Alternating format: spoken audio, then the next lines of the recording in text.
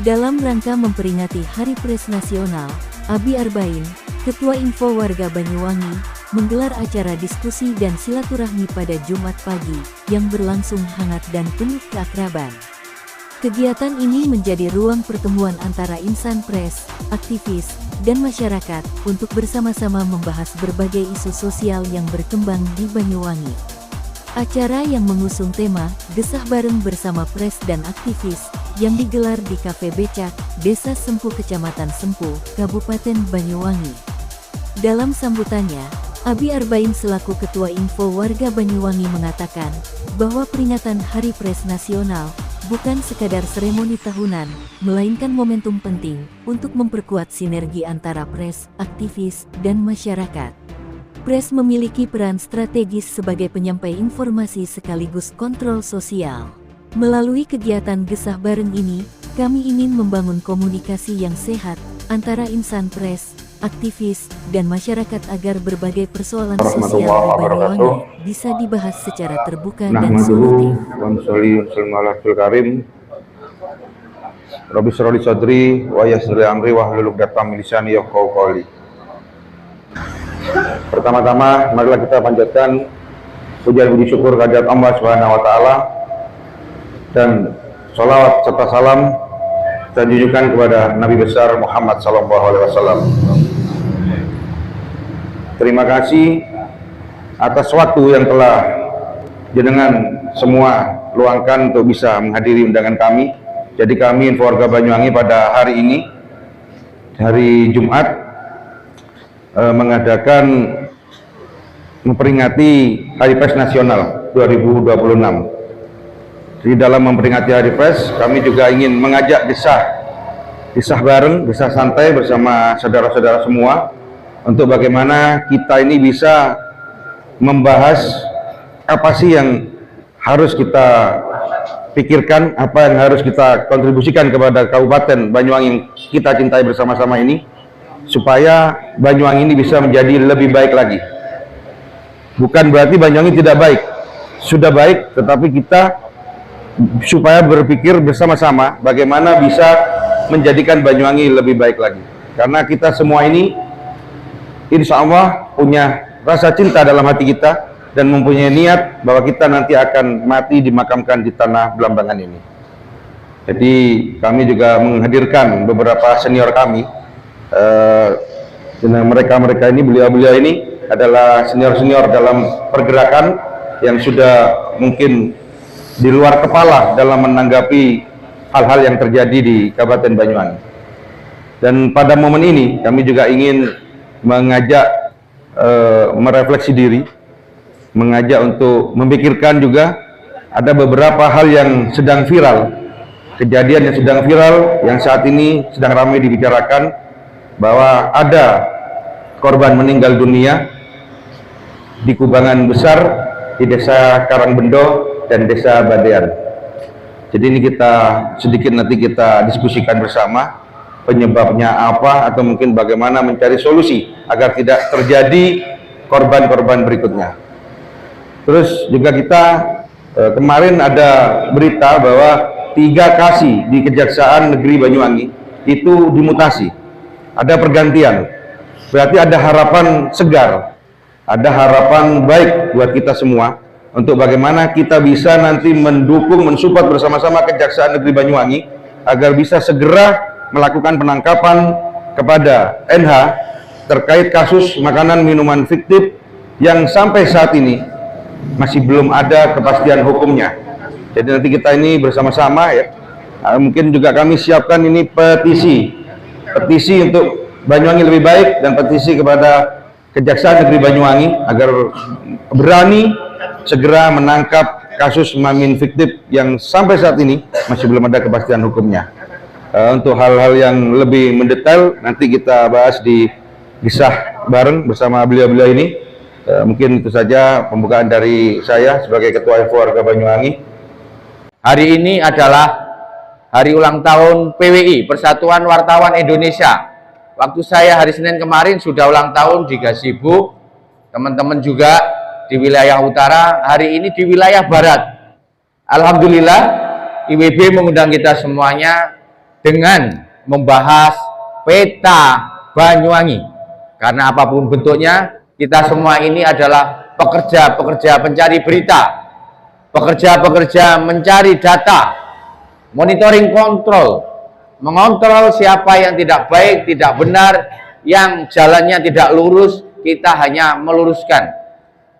Maksudnya bukan kita hebat atau kita benar, tapi minimal ketika kita ini berupaya untuk bicara kebenaran, yang tidak benar ini bisa ngerem, tidak rem losdol. Dalam konteks kebebasan pers, kita boleh mengkritik, dalam arti mengkritik dalam kebenaran dengan akal sehat untuk menjaga individu bertanggung jawab dalam kejujuran untuk mengembangkan kegiatan jurnalistik. Namun kritik itu dibedakan dari fitnah, pencemaran nama baik ataupun opini yang dibangun berdasarkan asumsi jurnalis saling menyerang secara personal, bukan hanya kapasitas dan kualitas kita yang tercoreng sebagai jurnalis. Maka dari itu kita harus menjaga kondusifnya jurnalis, jangan sampai saling menjatuhkan atau mengintervensi sesama jurnalis, sesama profesi. Karena di dalam pemberitaan jurnalis harus pemberitaan yang akurat dan berimbang, tidak bertingkat buruk, apalagi tulisan yang mengandung unsur persaingan tidak sehat karena kecemburuan kesuksesan dalam satu profesi. Ini bukan menyangkut etika, melainkan juga berpotensi masuk dalam ranah hukum. Jika terbukti mengandung pencemaran nama baik atau fitnah, kita kejerat hukum. Ini kita melanjutkan dari pembicaraan Bang Yunus terkait kubangan yang telah disampaikan oleh Ketua IWB Pak Abi, juga Bang Yunus, yang telah menelan korban kubangan yang berada di Badean Kabupaten Banyuwangi. Banyak tambang yang sudah beraktivitas, sudah diberitakan dengan jurnalis, tapi APH tidak menggubris atau tidak menjalankan perintah yang harus dilakukan untuk menutup tambang tersebut karena tahap-tahap perizinan yang belum lengkap dan terselesaikan. Dari pemilik tambang yang berada di daerah Bungsan, inisial M, itu sudah menyalahi aturan. Satu, dari kedalaman. Kedua, dari cagar alam juga ada perusakan. Banyak dampak-dampak yang dilakukan dari pemilik tambang-tambang yang ada di Banyuwangi. Satu, jalan rusak, tidak ada kenyamanan untuk masyarakat melakukan pengendara di sana. Karena di satu sisi kedalaman dari inisial tambang M tersebut sudah melampaui kapasitas. Takutnya terjadi longsor, tanah-tanah masyarakat juga ikut andil masuk di dalam kubangan-kubangan yang sudah dilakukan oleh galian-galian C yang tidak mempunyai aturan atau tidak mempunyai kapasitas yang ada, yang harus dianjurkan dari pemerintah sesuai perizinan atau peraturan. Yang kedua, kita membicarakan lagi terkait kubangan-kubangan yang ada di Badean Roko Jambi. Menjelang beberapa hari kemarin ada korban satu dari Songgon telah meninggal dunia, dan berapa hari 3 hari ya, ada mayat lagi seorang nenek tua. Ini menjadi pertanyaan bagi aktivis juga media, bahwasanya di sini Bang Yunus sendiri yang menyaksikan mayat-mayat tersebut yang berada di Badean. Maka dari itu kita di sini berkumpul bersama aktivis juga, lembaga juga media untuk mencari solusi yang terbaik Gimana caranya tambang kubangan yang sudah ada yang belum direklamasi atau diuruk, harus kita pertanyakan kepada pemilik tambang tersebut. Berhubung di sini ada senior-senior kita, maka kita harus bersama-sama juga mendukung, menyupport senior Bang Yunus, juga IB, juga rekan-rekan semua untuk melakukan demo atau mengkritik pihak penegak hukum agar supaya menindaklanjuti juga menuntut adanya tambang-tambang yang ada di Banyuwangi. Sekian dan terima kasih. Wassalamualaikum warahmatullahi wabarakatuh. Warahmatullahi wabarakatuh. Alhamdulillah wa syukurillah wa nikmatillah, la haula wala quwata illa billah, amma ba'du. Pertama mari kita panjatkan rasa syukur kita dapat bertemu. Saya yakin pertemuan ini di luar skenario, tapi karena adanya kejadian alam. Jadi ini gerakannya gerakan alam. Kalau gerakan tidak alam mestinya 2 minggu yang lalu sudah dirancang. Ini kan enggak, paling baru kemarin nih merancangnya kemarin. Nah, ini berarti ini adalah alam, stimulus alam terkait beberapa kejadian menarik di Banyuwangi. Dalam waktu 5 hari ini ada beberapa kejadian menarik ini. NH, terus tambang Tumpang Pitu, terus tambang Bamen, terus ada tambang mantan tambang. Dan ini semua kejadian yang merugikan masyarakat, merugikan negara. Anehnya pemerintah sama aparat tidak berdaya, bukan tebang pilih, tidak berdaya. Tapi kalau yang lain-lain berdaya. Saya menyoroti kepada teman-teman, khususnya para pers. Jadi terhadap perbedaan pendapat pers, menurut saya itu hal lumrah, selama tidak menyerang privasi masing-masing. Karena perbedaan pendapat itu dijamin oleh undang-undang, bahkan menjadi kasanah. Bedanya ini gitu. Karena masing-masing punya pendapat, hanya persoalannya dangkal. Pendapat saja, baru pendapat dikatakan falsafah, yaitu yang dangkal. Itu menurut saya gitu. Karena falsafah itu pendapat yang berdasarkan pada nilai-nilai budaya masa lalu. Umurnya baru berapa? Saya aja nggak berani mengatakan pendapat. Filsafat nggak berani. Apalagi sekarang baru mengatakan. Jadi itu persoalan ini, tapi nggak usah diperpanjang. Karena pemahamannya memang berbeda-beda. Rujukannya beda. Mungkin pemahamannya pokoknya pendapat dianggap falsafah, begitu. Tidak semua pendapat itu adalah falsafah. Itu masalah pers. Jadi perbedaan yang terjadi hari ini menurut saya adalah wajar lah, selama tidak menyinggung privasi, tidak menyinggung pribadi masing-masing. Kalau pendapatnya berbeda, monggo-monggo. Justru kita senang. Saya selaku aktivis sekarang dengan Mas Yunus, dengan Mas Abi ini, biasanya aksinya ke Polres, kejaksaan, ke lapangan. Sekarang demonya ke pengadilan kan. Justru dengan sampean berbeda itu saya senang. Beritanya kan banyak. Wartawan Pak Abi mengatakan begini, wartawan ini mengatakan, kita uji mana yang benar. Jadi saya dengan Mas Yunus itu, gugatan itu yang jadi alat bukti itu adalah beritanya teman-teman, beritanya sampean itu.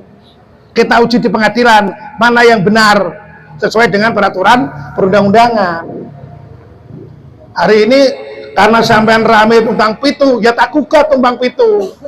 Karena rame sekarang ini sampean urusan badean, ya kita rapat nanti perlu digugat atau tidak kan gitu. Nah gitu. Kalau nggak ada data nggak bisa. Karena gugatan kita itu gugatan perdata, harus punya tulisan. Tulisan yang paling manjur itu adalah tulisannya wartawan.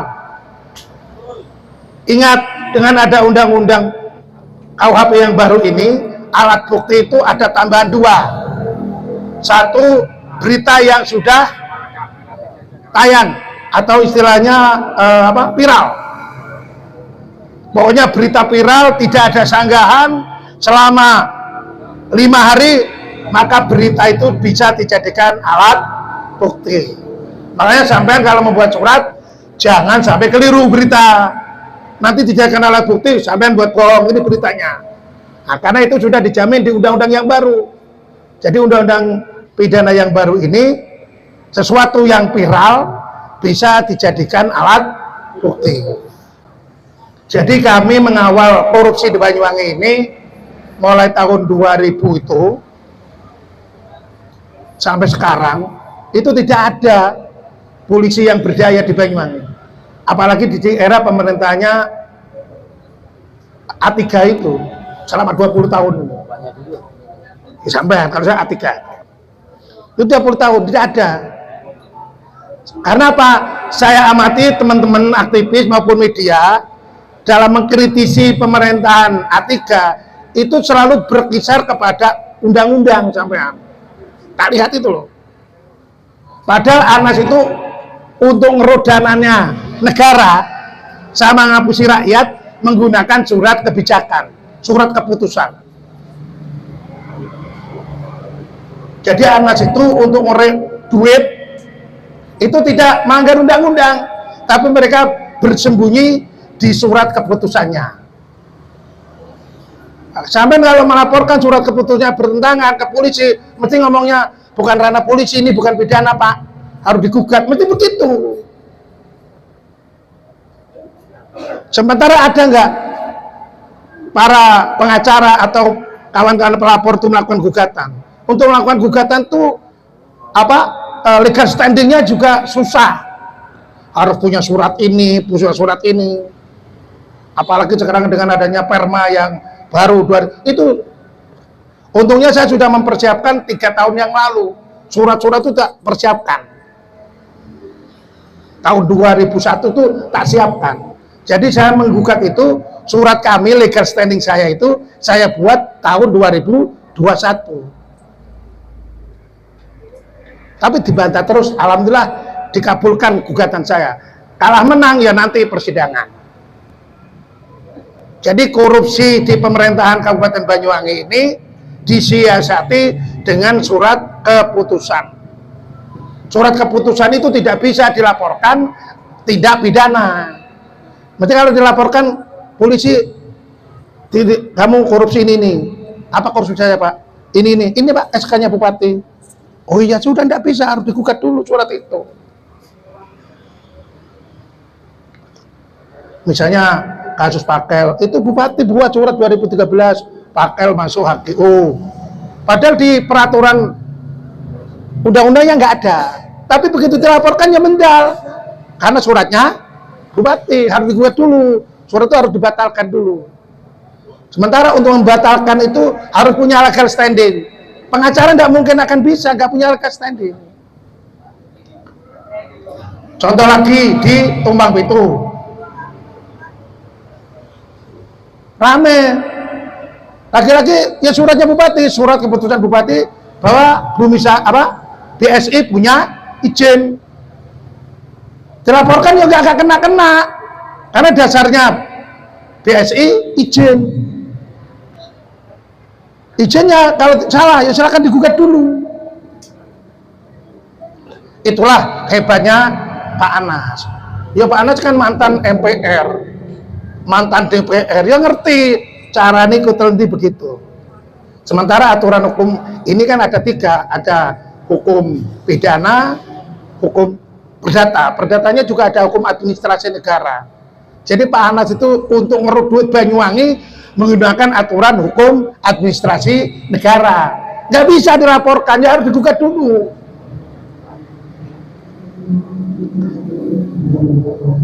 Untuk berikutnya, kami kan sudah menggugat Tumbang Pitu.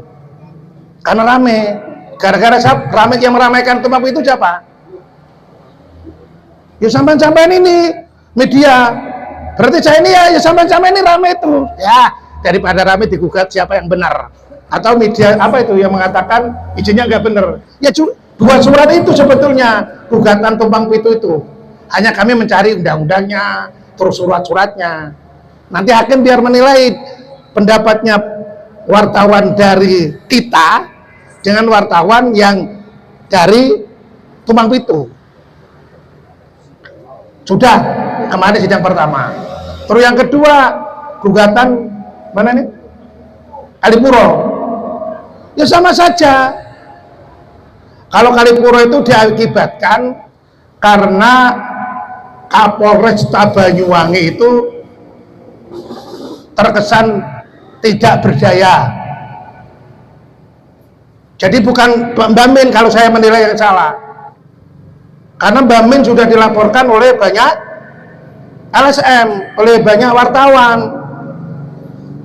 Sementara tambang-tambang yang lain yang melanggar 158 Undang-Undang Tambang langsung dipegang, kena hukuman masing-masing 8 bulan, denda 5 juta. Tapi Mbak Min itu kan bulat, sudah diberikan apa? SP2HP pelapornya. Mestinya kalau sudah SP2HP itu maksimal 2 bulan, tersangka sudah harus tahan. Mbak Min enggak, bulat lagi alasannya. Makanya saya katakan Mbak Min itu kesalahannya Mbak Min karena polisi tidak tegas, tebang pilih. Saya punya datanya, siapa yang ngasih? Ya wartawan. Makanya sampai itu berjasa untuk penegakan hukum. Makanya tidak boleh kita ditelantarkan. Terus yang menarik hari ini rame lagi, semuanya tenggelam. Kasus masalah tenggelamnya mayat ya di Badian. Yang jelas di Badian ini tambangnya sudah tutup, izinnya sudah habis. Artinya penambangnya secara hukum tidak bisa digugat ataupun dilaporkan karena sudah habis. Hanya persoalan sekarang berkisar kematian. Berarti larinya tambah menjadi undang-undang pidana. Karena kelalaian mengakibatkan kematian itu pidana. Terus siapa yang bertanggung jawab di Badian ini? Apakah Pak Mekel katanya yang punya, kita belum tahu. Apa betul milik Pak Mekel, kita nggak tahu. Kalau di media yang saya baca tahun 2012 itu yang punya izin namanya Bernard. Saya ini ya sesampean berita itu Bernard, tapi hanya 2,1 hektar luasnya. Fakta di lapangan tambak itu lebih dari 10 hektar ya. Terus siapa yang punya? Saya harus punya bukti itu. Yang bisa siapa mencari? Ya sampean media. Nah, berarti itu kalau yang punya tambang itu namanya Pak Bernard. Terus berarti Pak Bernard kan sudah selesai, izinnya selesai. Terus tanahnya milik siapa sekarang? Kita belum tahu. Karena belum ada berita yang saya dengar tanah milik siapa itu. Karena begini, karena sudah ada izinnya di Badian, menurut administrasi sebelum memperoleh izin tambang itu biasanya penambang itu sewa tanah atau menggunakan tanah. Ini administrasinya. Makanya dilaporkan nggak kena karena menggunakan administrasi. Di dalam administrasi itu perjanjian, kalau ditambang boleh, apakah dibeli, apakah disewa, itu biasanya ada. Karena kebetulan saya ketua asosiasi tambang. Yang kedua, setelah ditambang itu akan digunakan untuk apa? Kita belum tahu itu. Makanya media tuh harus membongkar itu. Kalau memang untuk tambak, ya nggak melanggar. Karena itu sawah dulu. Kalau nanti perjanjiannya ditambang untuk tambak misalnya, ya nggak melanggar. Nah, setelah perjanjian itu harus membayar jamrek namanya, jaminan reklamasi. Kalau nggak ada jaminan reklamasi, ya nggak dapat izin. Berarti Bernard itu dulu memperoleh izin dari Bupati Banyuwangi sudah membayar jamrek. Jamrek itu apa? Untuk reklamasi. Berarti yang berhak melakukan reklamasi siapa? Pemerintah, bukan Pak Mekel atau Pak Bernard. Ini ngomong ya, administrasinya. Kalau aturannya. Kemudian karena sudah bayar jamrek, sementara Bupati kan tidak menegur Pak Mekel ataupun apa Pak Bernard ya yang diduga memiliki itu. Ya sudah, hanya persoalannya sekarang menjadi kematian. Kalau terjadi kematian, yang salah siapa? Ya yang punya barang.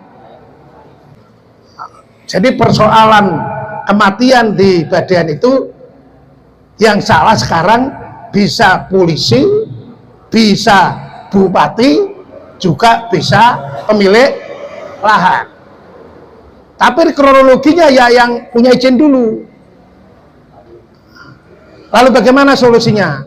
Apa digugat? Apakah dipidana? Tergantung kepentingan politik. Tuh. Nah, persoalannya sekarang kematian ini keluarganya memaklumi atau tidak? Kalau masyarakat memaklumi atau tidak? Nah, kalau kita mau berbicara tentang pidana, buktinya masyarakat tidak ada yang protes. Yang saya lihat yang protes hanya apa? Media, ya enggak? Ya. Oh, media. Wong media itu nulisnya di mana? Di Jember, di Genteng, Banyuwangi. Tidak ada masyarakat yang resah di Badian. Artinya masih biasa-biasa saja. Mestinya kalau resah, tidak ada alasan polisi tidak mengamankan, bukan nangkep ya. Mestinya, buktinya Badian aman, Rokok Jambi aman, kita masih sibuk dialog, kan gitu. Macam-macam kayak mana? Seandainya masyarakat gejolak di Badian, tidak ada alasan polisi untuk mengamankan, bukan ditahan, diamankan. Itu konteks dari hukum, Pak. Menurut saya begitu. Tapi kita kalau kasus Badian ini tidak kita lakukan upaya hukum, baik perdata maupun pidana, kita akan dicibir, sampai-sampai ini akan dicibir oleh masyarakat yang pemerhati lingkungan. Buktinya apa? Mbak Min aja perusak lingkungan aja Pak digugat, betul? Mbak Min itu perusak lingkungan aja, kita nggak kena apa-apanya, digugat. Ini kematian kok diam. Nah itu menurut saya begitu. Ya makanya kita misalnya melangkah harus ada kesepahaman. Kalau tidak melangkah harus ada kesepahaman supaya tidak terjadi debat tebel lagi. Itu menurut saya begitu. Tapi alhamdulillah sudah terkondisi baik, aman. Moga-moga pemilik sama aparat sama bupati segera kumpul. Nanti pres menyatakan bahwa beliau akan segera melakukan reklamasi. Kalau bisa ya, kalau Pak Mekel misalnya betul-betul miliknya, kan teman-teman kan sanggup kan ditunjuk sebagai pemborong untuk nguruk, sanggup sampean, sanggup untuk nguruk, nggak sanggup, ya harus sanggup, katanya ingin reklamasi. Oh iya kita borong, orang kita punya buruan, bukan kita yang nguruk. Pak Mekel mungkin malas karena sibuk gitu kan, ya sudah Patilah, saya minta tolong teman-teman urukan, oke, borongan gitu kan, jadi enak. Menurut saya begitu. Ya nanti siapalah kita bisa komunikasi lah, karena masyarakat tidak ada gejolak. Yang bergejolak itu sementara saya baca di media, sehingga Pak Mekel selaku ketua partai ini seakan-akan diadili di Jakarta. Bagaimana Pak Mekel ini kan? Ya dia tahu lah nanti siapa yang bisa komunikasi. Mungkin hari ini ada orangnya Pak Mekel atau orang dekat Pak Mekel tidak disampaikan. Jadi teman-teman wartawan ini hanya sebagai kontrol. Terus khawatirnya itu tadi Mbak Min merusak lingkungan digugat, tumpang pitu merusak lingkungan digugat, yang mematikan orang didiamkan. Nah itu kan nggak enak itu, dengar di kuping itu nggak enak. Makanya saya terima kasih kepada Pak Abi, minimal dengan adanya dialog ini isu-isu kita miring, mungkin kita kok tebang pilih melakukan ini bisa ketemu di sini. Makanya nanti saya sependapat dalam pertemuan ini ada solusi, khususnya dari kawan-kawan dari Macan Belambangan, solusinya ya apa? Kalau saya menawarkan solusi itu. Assalamualaikum warahmatullahi wabarakatuh. Ya, kita memperingati Hari Pers Nasional 2026, maka Info Warga Banyuwangi mengadakan kisah bareng bersama teman-teman jurnalis dan aktivis. Pada intinya yang kita bahas adalah harapan kita bersama-sama ingin Banyuwangi lebih baik lagi. Dan itu kita juga tadi sempat diskusi terkait beberapa berita yang sedang viral ya, terkait adanya korban yang telah meninggal dunia di kubangan besar bekas galian C yang ada di Desa Badian dan Desa Karangbendo, Kecamatan Rogojampi dan Kecamatan Biningsari. Juga terkait ada kasus korupsi mamin fiktif yang sampai saat ini belum ada kepastian hukumnya. Kami juga tadi sempat membahas itu terkait kasus yang sudah ditetapkan tersangka oleh Kejaksaan Negeri yaitu UNH, tapi yang sampai saat ini masih belum dilakukan penangkapan. Menekan kepada Kejari Banyuwangi untuk segera melakukan penangkapan kepada tersangka NH kasus mamin fiktif, karena Kejari sendiri yang menetapkan tersangka itu, tapi sampai saat ini Kejari terkesan tidak berani untuk melakukan penangkapan kepada NH. Jadi kami meminta Kejati ini untuk segera menekan Kejari Banyuwangi begitu.